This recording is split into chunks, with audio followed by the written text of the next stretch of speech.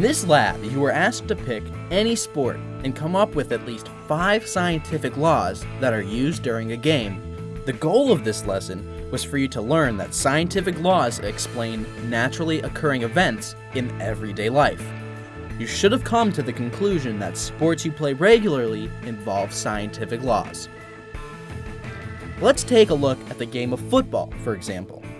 Newton's second law of motion can be applied to the game when a kicker kicks a field goal.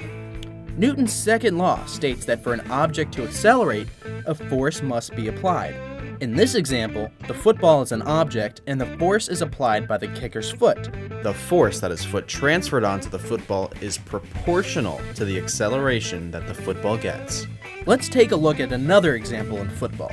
Newton's third law of motion, the action-reaction law, can be applied to the sport as well. It is stated that each action has an equal and opposite reaction. This law is apparent when defenders try and make a tackle. When a defender pushes against an offender with lots of force, the offender will be pushing back with the same amount of force. The last example found in football is Newton's first law of motion. This law states that an object in motion tends to stay in motion unless an unbalanced force acts upon it. This can be demonstrated by a running back running for a touchdown. He will continue to run and score a touchdown unless an unbalanced force, a defender, tackles him and changes his speed and direction. Scientific laws are apparent in our daily lives and are natural occurring events. Think about what scientific laws are taking place the next time you're playing your favorite sport. Thanks for watching.